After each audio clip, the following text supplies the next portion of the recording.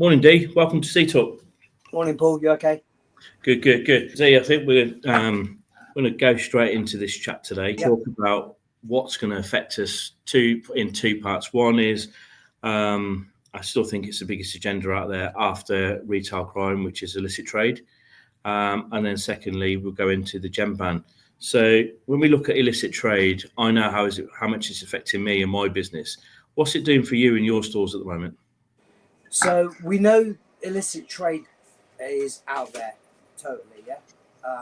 And each location has a different impact. So, like me, for one of my stores, it's a rural community, so it may not be impacting as much as maybe, let's say, Birmingham or Coventry or another city. So it has had an impact, but it's in different locations, different stores. Have I felt it? Yes, I felt it, but not as deep as someone in Birmingham and Coventry, maybe. And you see the same sort of trends going on where it's normally, the customers coming in and asking for that tobacco or cigarettes, where we're at some £14 on the packet, and these stores are getting away selling them at 4s and 5s. Yeah, I mean, I've heard customers coming in. Well, I've heard it from a manager saying that someone's sort of buying it at a 5-6 quid a packet. But yeah, again, it's all hearsay. I've not seen it, and they've not seen it, but it exists in boot centres, in the pubs. It's even on the dark net, or you can place orders and they drop it off at locations. Yeah, and then what do you think to these shops that are giving the rest such a bad name now in the industry, that are just blatantly opening up and selling these counterfeit cigarettes in their stores? It's a disgrace to our trade, isn't it? It's a complete disgrace, and at the end of the day, when these people get caught, the punishment's not harsh enough, Paul. That's the issue, isn't it? They get a slap on the wrist, and that's it. Next day they're trading again, aren't they? So for them, whilst they've made their money and losing a bit of stock, they'll soon recuperate that. The licensing and the government need to crack down on this heavily once and for all, and give these guys a criminal record. Yeah, they're not getting it. And what, from your point, what do you think the government needs to do, and how hard do you think they need to come down on this? I mean, I think, first of all, there's a couple of faults to this. If they're a limited company, they should never be able to trade as a director ever again in any business. Correct. If they're a partnership, they need criminal records, and these are to last for 20 years. So it ruins their credit rating, landlord, when they try and get another property, references and that. So the punishment needs to be that way. The financial bit, they'll just gain again elsewhere, won't they? Yes. That's the reality of it. So I think that needs to be there. And a prison sentence. Yeah. I know we haven't got space in prison, but these are hard-born criminals, giving us all about trade. And that's the problem, is that when you hear it on the press anywhere or on the news, it's all the little shops. Well, no, it's not. We're bona fide retailers. But then when we talk about what's going to happen with the generation ban that's coming in soon, is I think the government needs to spend more time and more money giving resources to local councils, right? Because today in Coventry, I know alone, we've only got 2 trading standards officers. We're sometimes having to do the work for trading standards and help them with what's going on in Coventry. Yep. That shouldn't be the job of us retailers, but we feel it's only right for us to do it. But if we go down the route of generation ban, there's going to be more dark sales going on, right? There is. I mean, at the end of the day, we did plain packaging. Yeah. Where did that get us? Nowhere. All right.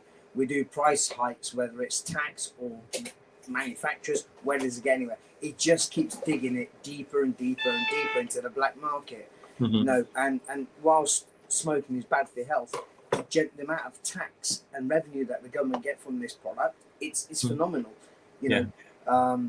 I don't know the numbers, but I know it's not a small number, Paul, that they can ignore. So I think there needs to be more resources into trading standards, like you just described, across such a big county. They're just not going to get the work done, are they? And do you think retailers are scared about reporting the problem sometimes because the impact that might have back on them, or do you think that retailers still don't know today of how do I report this problem and who do I go to? I think education is one of the things, Paul. I think retailers don't know who to go to, and when they do get there, it's such a long process, such time consuming, and the results are negligible. And And then the other thing that it's seen upon is I'm reporting the guy down the road. Yes. Because he's in a retailer. It's frowned upon as well. Yes. That a retailer's reporting in a retailer. But the thing is, we're reporting him or her for the right reasons. We're not just doing it to waste time on valuable resources that are limited already, Paul. Yeah, and I think this is a bit that government and local officials are missing on. You know, amongst us retailers up and down the country, you know, we know a lot what's going on in our areas. And it's that almost that 360 approaches. We're not working together on it to solve the problem. What we're going to do is, in my view, once generation ban, if the government do let it go through, there's going to be more and more of these stores popping up because they know they can get away with it. The shoppers already now got used to buying these cigarettes for £5 or a pack of baccy for £5 to £8.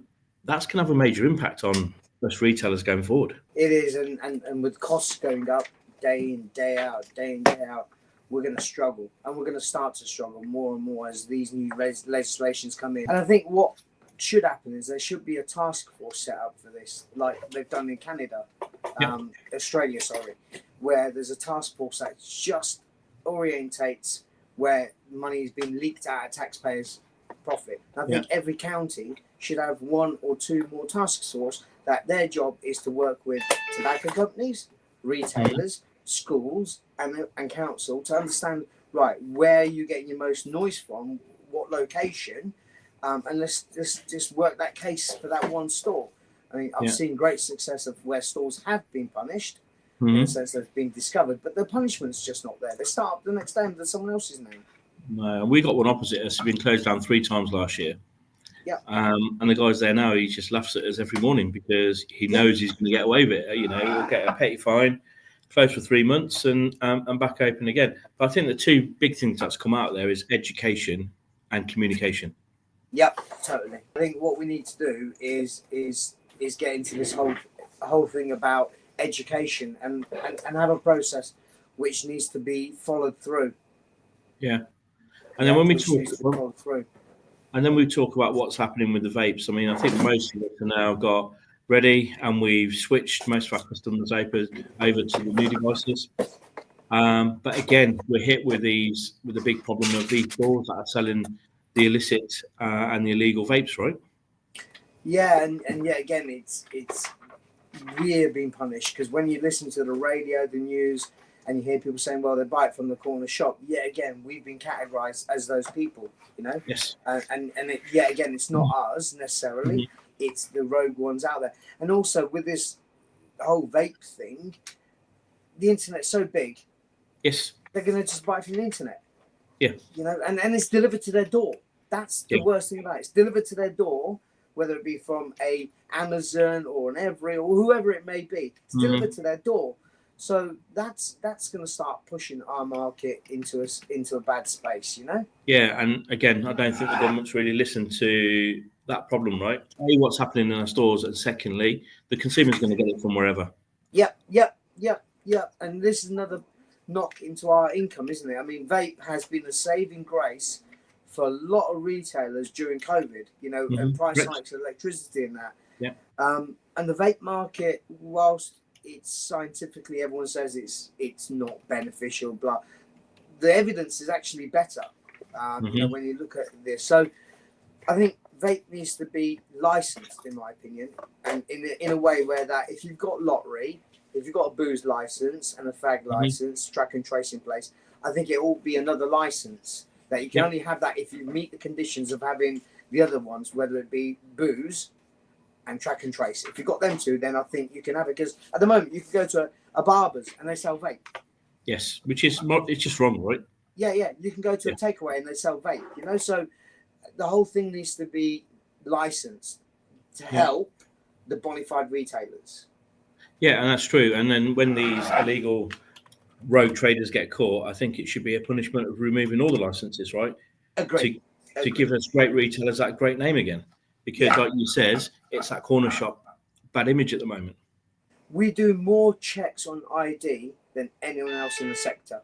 Do you know that? You go into supermarkets, they're not as good as what we are. We know our community. We know who lives within our community. So I think we've got more technology nowadays to do these checks. We've got common sense. Our teams are trained. And and they're there to protect our business as well as us. So I think due diligence wise, the right retailers in convenience do it correctly. And we are the heart and soul of the community, right? That's where our stores are. Totally. We're always there to support everyone when the time's needed. From my point of view, I think it's now all us retailers need to club together. We need to get that one singular message over to government, and almost like we need to bring this to a close, because if we don't, it's going to put even more pressures on us. Yeah, totally. I think the other thing as well is that we need support from governing bodies like ACS, who help lobbyers. So we do need support from people who get the opportunity to talk to Parliament and the right people as well. So we need to fight together. You know, something that my late father used to say: one finger can't do a lot, but a fist together can help. Yeah.